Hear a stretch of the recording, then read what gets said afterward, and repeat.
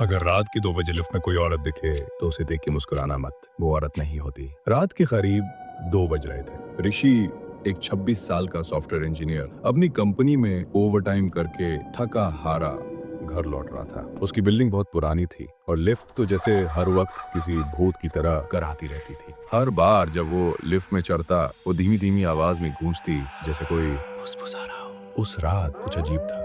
जैसे ही ऋषि ने लिफ्ट का बटन दबाया, दरवाजा खुलते ही उसकी आंखें चौंधिया गईं। लिफ्ट की हल्की पीली रोशनी के नीचे एक औरत खड़ी थी, लाल साड़ी में। उसके बाल खुले हुए थे, पूरे चेहरे पर बिखरे हुए। उसका सिर नीचे झुका हुआ था और वो एकदम स्थिर खड़ी थी, जैसे कोई स्टैच्यू। ऋषि ने पहले सोचा कि शायद किसी पड़ोसी की रिश्तेदार होंगी।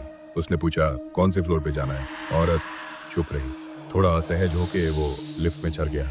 लिफ्ट बंद हुई और ऊपर चलने लगी। अचानक बिजली चली गई। अब सिर्फ एक इमरजेंसी रेड लाइट जल रही थी, जिससे पूरा माहौल डरावना हो गया था।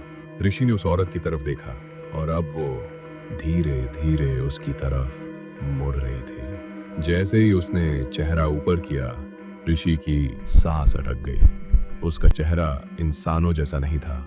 काली गहराइयों जैसी आंखें, पथरीली त्वचा और एक खौफनाक मुस्कान, जैसे होंठ के कोनों से खून रिस रहा हो। उसने धीमी आवाज में कहा, अब तू नीचे नहीं जाएगा, तू मेरे साथ ऊपर चलेगा, जहां से कोई वापस नहीं आता।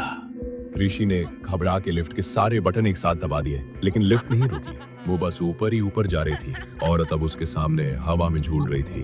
उसके पैर जमीन से कुछ इंच ऊपर थे। चेहरे पर एक शून्य मुस्कान और एक सड़ा हुआ लहजा। सुबह जब चौकीदार ने लिफ्ट खोली, वो खाली थी। बस एक फोन पड़ा था, ऋषि का फोन। जब सीसीटीवी फुटेज देखा गया तो उस पूरी रात की लिफ्ट फुटेज में ऋषि अकेला था, कोई औरत कभी थी ही नहीं।